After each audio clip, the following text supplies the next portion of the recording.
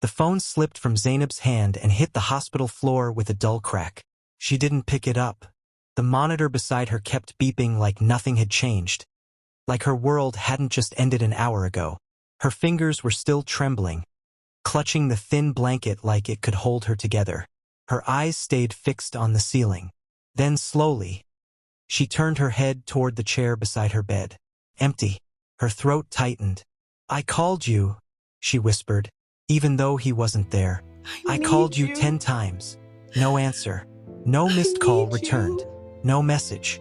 Nothing." The nurse had asked her earlier. Soft voice. Careful eyes. "Is your husband on his way?" Zainab had nodded. She didn't know why she lied. Her hand reached blindly toward the bedside table. Searching. Finding her phone again. The screen lit up. No notifications. She stared at his name at the top of the call log. Tunde. Her chest tightened again. Sharper this time. Like something inside her was tearing in slow motion. "He doesn't even know," she whispered. Then after a pause, quieter. "Or maybe he does, and just doesn't care." Her lips trembled, but no sound came out. No tears yet. Just that hollow, suffocating emptiness that felt worse than crying. Because crying meant something was still alive inside. This felt like silence. And it hadn't started tonight. It had started a long time ago. The first time Zainab noticed something was wrong. She laughed. She actually laughed. It had been their 3rd anniversary. She had spent 2 weeks baking everything herself. Not just cakes, memories. The vanilla sponge from their wedding. The caramel glaze he once said he liked. The tiny sugar flowers she shaped by hand until her fingers ached. She arranged everything carefully on the dining table, lit candles, even changed into a dress she had been saving. When Tunde walked in, he didn't even stop. He loosened his tie, glanced at the table for barely a second, then dropped his keys beside it. "What's all this?" he asked, already pulling out his phone. Zainab smiled, soft, hopeful. "It's our anniversary," he hummed, distracted. "You didn't have to do all this." "I wanted to," he nodded, scrolling. "You should focus on something more practical." The words landed lightly, too lightly. Zainab laughed, brushing it off. "It's just something small." "I mean it," he cut in, not even looking at her. "You spend too much time on things that don't scale." That was it. No thank you, no smile, no kiss, just dismissal. Zainab stood there for a second longer than she should have, her smile still frozen in place. Then she nodded. "Okay," she said softly, and that was the first time something inside her went quiet. After that, it didn't feel like a shock anymore. It just became normal. Her birthday came months later. She woke up early, cleaned the house, cooked his favorite meals, and spent hours getting ready. She checked her phone all day. Nothing. By evening, the food had gone cold. By night, she finally called him. "Hello?" His voice came through, rushed. "Tunde." She hesitated. "Are you coming home?" "Not tonight. I told you I have a late meeting." There was a pause. "It's my birthday." Silence. Then, "Oh, right. Happy birthday." Zainab blinked. "That's it?" she asked before she could stop herself. "What do you want me to say?" He replied, irritation creeping in. "You know how work is." Her chest tightened. "I just thought." "Zainab," he cut in, sharper now. "Don't start. I'm busy." The line went dead. She lowered the phone slowly, staring at her reflection in the dark window. The dress suddenly felt too tight, too much, too foolish. That night, she ate alone, and told herself she was being too sensitive. Kept happening. Not loudly, not dramatically, just quietly, repeatedly, like erosion. At a dinner with his colleagues, she had tried to join a conversation about small businesses. Her eyes lit up as she talked about a dessert idea she'd been working on. Tunde didn't even let her finish. "She just does it for fun," he said, cutting in smoothly, smiling at his friends. They laughed politely. Zainab felt her voice disappear mid-sentence. "I actually," she tried again. "She doesn't really understand the business side," he added casually. And just like that, the conversation moved on. as if she had never spoken. Zainab smiled, because that's what she had learned to do. Smile, nod, shrink. At home it was worse, not because of what he did, but because of what he didn't do. He didn't ask how her day was, didn't notice when she stopped talking as much, didn't look up when she entered the room. They could sit together for hours in silence, his attention locked on his phone, his laptop, his world. And somehow, she started adjusting herself to fit into that silence. Talking less, expecting less, needing less, or at least, pretending to. One night, her car broke down on the expressway. Rain poured heavily, soaking through her clothes as she stood beside the car, her hands shaking. She called him. Once, twice, 5 times, 10. No answer. Cars sped past, splashing water, the road dark and unfamiliar. A stranger eventually stopped to help her. A stranger, not her husband. As she sat in that stranger's car, wet, exhausted, clutching her phone, one thought kept repeating in her mind. Why does it feel like I don't have a husband? But the truth was, it wasn't always bad. And that was the part that kept her there. Sometimes, in crowded rooms, Tun's hand would rest lightly on her back, guiding her closer. Sometimes, he'd glance at her in a way that made her feel seen. Sometimes there was warmth, just enough to make her believe things could change.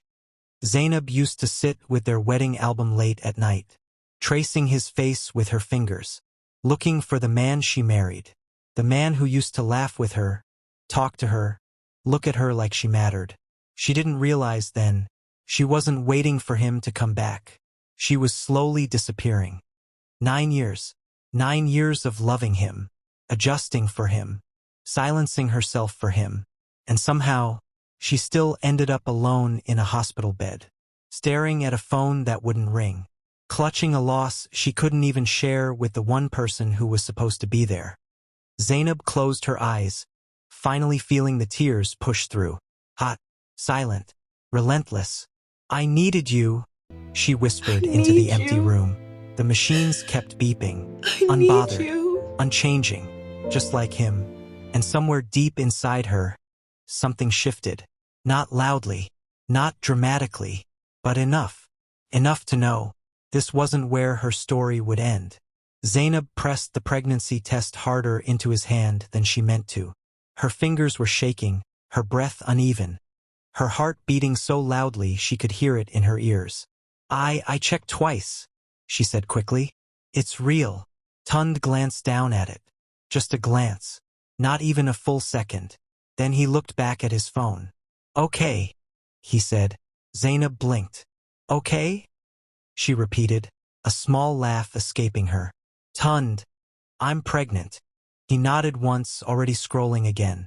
Yes, you said that. She waited for something else. A smile, a question, a reaction, anything. But nothing came. Her grip tightened around the edge of the kitchen counter. Say something, he sighed, finally putting his phone down like she had interrupted something important. What do you want me to say, Zainab? Her chest tightened at the tone. I don't know, maybe you're happy? I didn't say I wasn't, he replied flatly. But you didn't say you are. He ran a hand over his face, already losing patience. It's fine. We'll plan around it. Plan around it. Like it was a meeting. Like it was something to schedule between calls. Zainab swallowed hard, forcing a smile that didn't reach her eyes. I thought this would change things. Tunde frowned slightly. Change what? She opened her mouth, then closed it, because suddenly, she didn't know how to explain something that should have been obvious. Nothing, she said quietly. He picked up his phone again. Conversation over. But that night, as he stood by the bar pouring himself a drink, something flickered, just for a second. His eyes drifted toward her stomach. His jaw tightened, his grip on the glass sharpened. There was something there, something unspoken. But before Zainab could read it, it was gone, replaced by the same cold distance. Still, she held on to that moment, because hope doesn't die easily. It lingers, even when it shouldn't. The days that followed felt different, not because he changed, but because she started noticing more. The silence felt louder. The distance felt wider. The absence felt intentional. She tried again. "Tunde," she said one evening, standing by his office door. "We should talk about the baby." "I'm working," he replied without looking up. "It won't take long." "It always takes long," he muttered. Zainab stepped inside anyway. "We need to plan. Doctor visits, maybe set up a room." "I'll send money," he interrupted. "Handle it." Her chest tightened. "I don't need money, I said I'll handle it," he snapped, finally looking up. Silence filled the room. Zainab stood there, frozen. Then slowly, she nodded. "Okay." She turned and walked out, her hand instinctively resting on her stomach, as if to reassure herself that something real still existed. That night, she lay in bed alone again, one hand on her stomach, the other holding her phone. She didn't call him this time. She already knew how that would end. At 2:13 a.m., the pain started. Sharp, sudden, unforgiving. Zainab's eyes snapped open as her body curled in on itself. Her breath hitched. "Tunde," she whispered instinctively, reaching across the bed. Cold sheets. Empty space. Her heart started racing. The pain intensified. A deep, twisting ache that made her gasp. She pushed herself up, her hands trembling as she grabbed her phone. She dialed. Once. No answer. Again. Voicemail. Again. Still nothing. Her breathing grew frantic. "Tunde, pick up. Please pick up," she whispered, her voice breaking. A sharp wave of pain hit her again. Stronger this time. She doubled over, clutching her stomach. Then she saw it. Blood. Her entire body went cold. "No, no, no, no," she whispered, shaking her head. Her hands fumbled as she dialed again. Still nothing. Tears blurred her vision. "I need help," she whispered, her voice barely audible. Her fingers shook as she dialed emergency services. I think I'm losing my baby," she said, her voice cracking. "Please, please come." The ambulance ride felt endless. Every bump, every turn, every second stretched too long. Zainab clutched her stomach, her tears falling silently now. Her phone lay beside her, dark, unmoving. By the time they reached the hospital, she already knew. Somewhere deep inside, she knew, but she still held on, because letting go felt impossible. Hours later, the doctor stood at the foot of her bed. His voice was calm, careful. "I'm sorry." That was all it took. Everything inside her collapsed. Not loudly, not dramatically, just quietly, like something fragile finally giving up. The nurse adjusted her blanket gently. "Do you want us to call your husband?" Zainab stared at the wall, then slowly shook her head. "I already did." Minutes passed, or maybe hours. Time didn't feel real anymore. Finally, she picked up her phone. Her fingers hovered over his name, then pressed call. It rang. Once, twice, then, "Hello." Her breath caught. "Tunde." "What is it?" he asked, distracted. She swallowed hard. "It's gone." Silence. Then, "Oh." Her grip tightened around the phone. "I lost the baby," she said, her voice breaking now. Another pause. Then, "That's unfortunate." Zainab closed her eyes. Her entire body went still. "I'm in the hospital," she whispered. "Can you come?" "I'm in the middle of something," he replied. "I'll check in later." The line went dead. Zainab didn't move, didn't cry, didn't speak. She just stared at the screen until it went dark. If you're still watching this, you already feel it, don't you? That quiet kind of pain that doesn't scream. It just stays. Go ahead and drop a comment if this is hitting you. And if you haven't already, like the video, it helps more than you think. Zainab slowly placed the phone beside her. Her hand moved to her stomach. Empty. Everything felt empty. And for the first time, it wasn't just grief. It was clarity. Cold. Sharp. Unavoidable. She wasn't just losing a baby. She had been losing herself for years. And now, there was nothing left to ignore. The front door clicked shut behind her, and the sound echoed louder than it should have. Zainab stood still for a moment. Her hand rested lightly on her stomach out of habit, then slowly dropped. The house was quiet, too quiet. She walked in slowly, her steps careful, like the ground might give way beneath her. Nothing had changed. The same polished floors, the same cold furniture, the same silence that had once felt like peace and now felt like something else entirely. Something empty. From the living room, the faint sound of the television drifted toward her. She turned. Tunde was sitting on the couch, one leg crossed over the other, remote in hand, his attention fixed on the screen. He didn't even look up immediately. "Welcome," he said casually, like she had just stepped out to buy groceries. Zainab stared at him. Her lips parted slightly, but no words came out. He finally glanced in her direction, his eyes scanning her face briefly. "You look tired," he added. "You should rest." That was it. No question, no concern, no acknowledgement. Her fingers curled slightly at her sides. "I was in the hospital," she said. Tunde nodded, his gaze already drifting back to the television. "You mentioned that." Zainab took a step forward. "I lost the baby." "I know." Silence. Her chest rose and fell slowly. "And that's all you have to say?" He sighed, irritation flickering across his face as he muted the TV. "What do you want from me, Zainab?" he asked. "These things happen. These things happen." The words hit harder than anything else he had said. Zainab felt something inside her shift. Not break. Shift. Because something that is already broken can't break again. She nodded slowly. "Okay," she said quietly.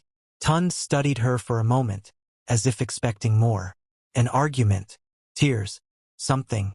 But she gave him nothing. She turned and walked away. The bathroom door locked with a soft click. Zainab leaned against it, her body finally giving in as she slid down to the floor. Her knees pulled to her chest. Her hands gripped the fabric of her clothes tightly. And then, it came. Not soft tears. Not quiet sadness. But raw, uncontrollable grief. Her shoulders shook violently as the sobs tore through her, her voice breaking in uneven gasps. "I needed you," she cried. "I needed you." The words echoed in the empty bathroom. But no one answered. No one ever did. By the time she stepped out, her eyes were swollen, her body drained. The house was silent again. Tunde had gone to bed. Of course he had. Zainab stood in the hallway for a moment, staring at the closed bedroom door. Then she turned away. Morning came too bright, too normal, too indifferent. Zainab sat outside in the small garden she had quietly maintained over the years, the only place in the house that felt alive. Her fingers brushed over the petals of a blooming flower, soft and delicate under her touch. She stared at it for a long time, then at her hands. Empty. "I kept watering something that was already dead," she whispered. The realization settled slowly. Not painful, not overwhelming, just clear. For 9 years, she had tried to make something grow in a place where nothing was being nurtured. She had given everything, her time, her energy, her voice, her identity, and still, she had nothing to show for it but silence. Zainab let out a small breath. Something inside her felt different, lighter, not because the pain was gone, but because the confusion was. Later that morning, she stood in the kitchen. Tunde walked in, adjusting his cufflinks, his expression calm, composed, untouched. "You're up early," he said. Zainab turned to face him. For the first time in a long time, she didn't feel small. "Do you even understand what happened?" she asked. Tunde paused slightly, clearly not expecting the question. "I told you I was busy. I had to travel." "I'm not talking about your trip," she interrupted, her voice steady. "I'm talking about me." He frowned. "Why are you doing this?" "Doing what?" "Making everything into a problem." Zainab let out a quiet, almost disbelieving laugh. "A problem?" she repeated. "Our child is gone. And you think I'm making a problem? Tun's jaw tightened. I provide for this family, he said, his tone sharpening. Everything you have, this house, this life, it's because of me. Zainab nodded slowly. Yes, she said. You provide everything except what actually matters. Silence. Heavy. Uncomfortable. I needed you, she continued. Not your money. Not your house. You. Tund took a step forward, his expression darkening slightly. And I'm here, he said. No, she replied calmly, stepping back. You're not. That stopped him. For a brief second, something flickered in his eyes. Something real. But it disappeared just as quickly. You're being emotional, he said, dismissively. Zainab shook her head. No, she said softly. For the first time, I'm not. The silence that followed felt different. Not suffocating. Final. Zainab set her cup down on the counter. I can't do this anymore, she said. Tund blinked. Do what? This? She gestured between them. This life. This nothing. His expression hardened. So what are you saying? Zainab met his gaze. I'm done. The words landed quietly, but they carried weight. Real weight. Tund stared at her, clearly expecting her to take it back, to soften, to hesitate. She didn't. If you walk away, he said slowly, don't expect to come back. Zainab held his gaze. I won't. If you've ever reached a moment like this, where something just clicks inside you, you already know. There's no going back. If this part hit you, drop a comment. I want to hear your thoughts. And don't forget to like the video. It helps more people find stories like this. Zainab turned away, not in anger, not in sadness, but in certainty. And for the first time in 9 years, she felt like she was choosing herself. Zainab didn't rush. That was the first thing that surprised her.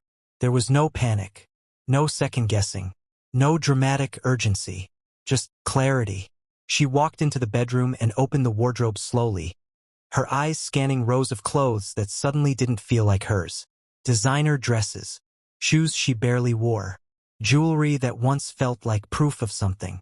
Now they just felt heavy. She reached past all of it, pulled out a small box from the back. Her old recipe notebook. The edges were worn, pages slightly stained with flour and butter and memories of a version of herself she had almost forgotten. Her fingers lingered on it for a moment. Then she smiled. A small one, but real. She packed lightly, not because she didn't have more, but because she didn't need more. A few clothes, her notebook, a pair of worn baking tools wrapped carefully in cloth. That was it. 9 years reduced to what actually mattered. The ring was the last thing. Zainab stood by the bedside table, staring at it as it caught the morning light. It had once meant everything. Promise, commitment, forever. Now it just felt cold. She slid it off slowly. Her finger felt lighter instantly. She placed it on the table. The soft click it made sounded louder than it should have, like the final word in a sentence that had gone on too long. As she stepped into the hallway, she felt it. His presence. Tund stood at the top of the stairs, his posture straight, his expression unreadable. He had been watching. Of course he had. Zainab. Her name sounded different in his mouth now. Lower, less certain. She paused, but she didn't turn fully. What are you doing? He asked. His voice wasn't angry. It wasn't soft either. It was something in between. Unfamiliar. Zainab tightened her grip on the handle of her bag. I'm leaving. The words came easily. Too easily. Tund took a step forward. This is unnecessary, he said. You're overreacting. She almost smiled. Almost. I thought so too, she replied quietly. For 9 years. That stopped him. For a second, something cracked. His jaw tightened. His hand flexed at his side like he wanted to reach for her. But didn't. You'll regret this, he said. Zainab finally turned slightly, enough for their eyes to meet. For a brief moment, everything they had been sat between them. All the years, all the silence, all the things left unsaid. I already regret staying, she said. The words were calm, but they landed hard. Tunde inhaled sharply. There it was again. That flicker. That moment where he almost said something real. Almost stepped forward.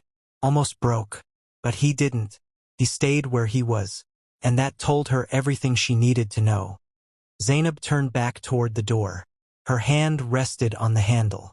For a split second, the old version of her hesitated. The one that hoped. The one that waited. The one that believed he would stop her. She closed her eyes briefly, then opened them, and let that version go. "Goodbye, Tunde," she said, and she walked out. The air outside felt different. Lighter. Fresher. Real. Zainab didn't look back. Not once. The beginning wasn't easy. It wasn't soft. It wasn't cinematic. It was hard. Messy. Uncertain. There were nights she cried. Mornings she doubted herself. Moments she questioned if she had made the right choice. But she kept going. Because going back wasn't an option anymore. Started small. A borrowed kitchen. Late nights. Early mornings. Burnt batches. Tired hands. But slowly, something began to grow. 2 years later, the bell above the door rang softly as someone walked into the shop. The space was warm. Alive. Filled with the scent of sugar, butter, and something deeper. Effort. Care. Life. Zainab stood behind the counter, tying a ribbon around a box. Her movements steady, confident. The laughter of customers filled the room. Her laughter joined them, and it sounded free. She looked up briefly as someone paused by the entrance. A man she didn't recognize. He glanced around, taking in the space, then met her eyes and smiled politely. Zainab nodded back. Nothing more. Nothing needed. She didn't chase the moment. Didn't attach meaning to it. She just existed in it, comfortably. The bell rang again. This time, the air shifted. Colder. Familiar. Zainab didn't need to look up to know. But she did. Tunde stood at the entrance. Impeccably dressed. Exactly the same. And yet, not. There was something different in his eyes. Something unsettled. He stepped inside slowly, his gaze moving across the shop. The customers. The warmth. The life. Then finally, her. Zainab didn't stop what she was doing. Didn't rush. Didn't react. She finished tying the ribbon. Placed the box on the counter. Then looked up. "What can I get for you?" she asked. Polite. Neutral. Professional. Tunde blinked. The words clearly not what he expected. He hesitated. "I didn't know you actually." His voice trailed off as he gestured around. Zainab waited. He exhaled slowly. "You built this?"